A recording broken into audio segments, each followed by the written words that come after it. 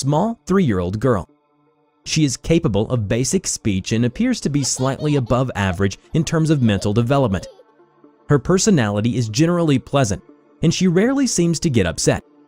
However, she will appear agitated when in a large group.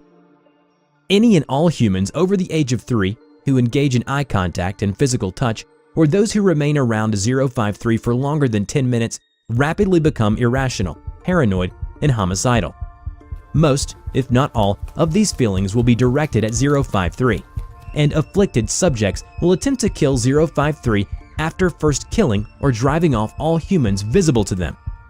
Those attempting to kill 053 will suffer massive heart attacks or seizures and die seconds after inflicting physical damage to 053. However, 053 has a healing factor that allows her to regenerate almost instantaneously from any wound.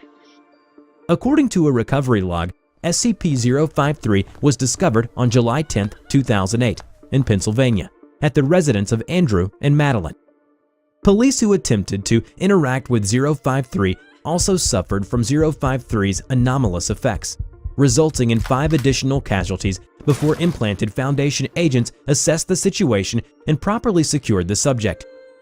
Class A amnestic drugs were administered to all non-personnel involved, including Andrew's parents in Florida, as they had been exposed to information regarding scp-053 through communication with Andrew.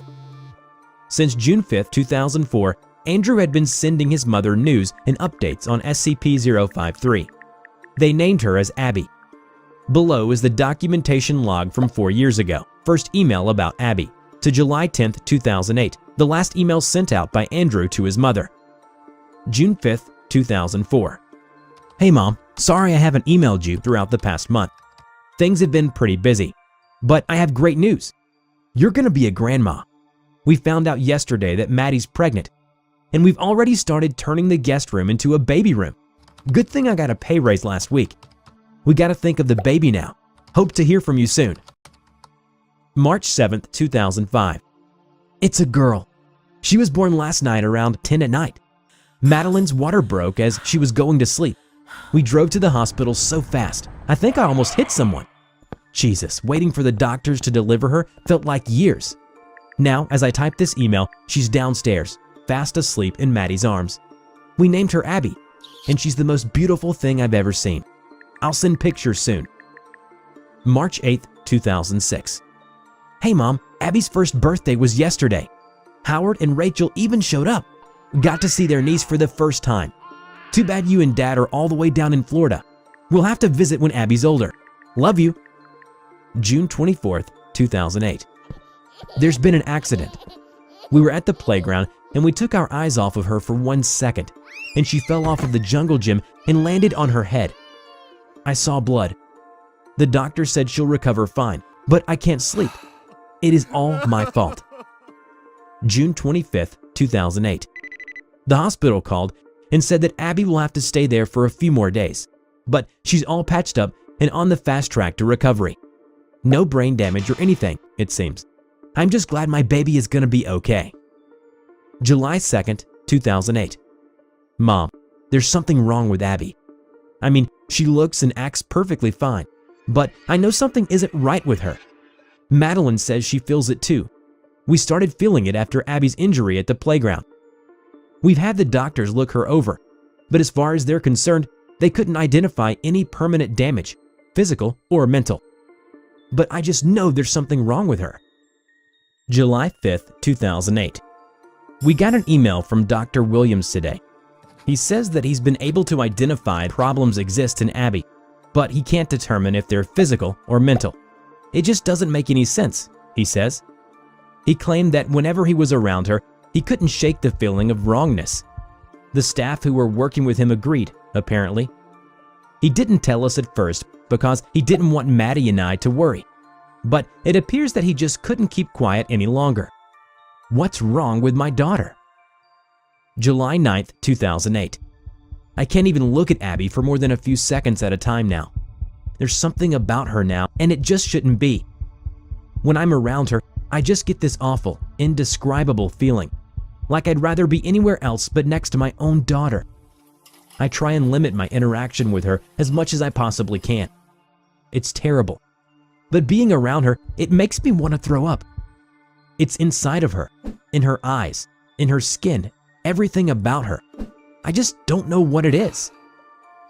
July 10th, 2008. I touched her hand. It felt so wrong. Madeline said she felt it too, but she believes that it's something inside of her. I'm gonna kill them both. I'm gonna kill that, and I'm gonna kill that thing. It needs to die. After receiving the last email, Andrew's mother quickly phoned the local police to check on his son. Soon after, police discovered 053 and the deceased bodies of the couple within the same room. Madeline had died from multiple stab wounds inflicted by Andrew, who had died from a massive heart attack shortly afterward, believed to have been caused by 053's anomalous effects. Following this incident, 053 was contained by the Foundation. 053 is to be contained in an area no less than 5 by 5 meters and given adequate room to move. Toys, books, games, and other recreational devices are to be provided and rotated every 3 months. Proper bedding, bathroom, and medical facilities are to be maintained at all times. In addition, 053 is also given 3 meals a day, alongside snacks if requested. Anyone who enters her chamber must wear an eye-covering suit for safety concerns. And while gifts from her are allowed to be accepted, they must be removed from the room. Only one person is allowed in her room in any given instance, and they are only permitted to stay for no longer than 10 minutes. Any sharp objects or firearms are banned from her room, and anyone who begins to act erratically, scream, or attempt to grab 053 are to be removed and quarantined. In a termination test, the Foundation introduced scp-682 to scp-053. 682 appeared to be very confused and showed no signs of being affected by 053. Initially, 053 appeared to be afraid of 682 and hid behind a chair in her containment area. 682 then lowered itself to the ground, resting its head on the floor, and spoke after a while. 053 approached 682. And after several seconds of hesitation, she briefly touched SCP-682 before quickly returning to her hiding place. 682 had no reaction. 053 approached 682 and pat its head, causing it to exhale through its forward nostrils. SCP-053 clapped and hopped in place several times before embracing the head of SCP-682. For the remainder of the testing period, 682 did not feel frustrated by spending time with this small child, like he did in every other test. He understood that the child was a hated thing as well, one that had suffered like him. They were alike in that way. He had attempted to break out a few times anyways, to find out where the disgusting researchers were watching from and find out if they had hurt her as they had him. This had, however, frightened 053.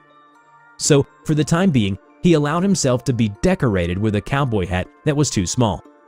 Although he appreciated how oddly pleasant and relaxing it was when her tiny arms hugged his scarred, scaly back and demanded to be carried around. Eventually, 053 grew tired, yawning and rubbing her eyes with tiny fists.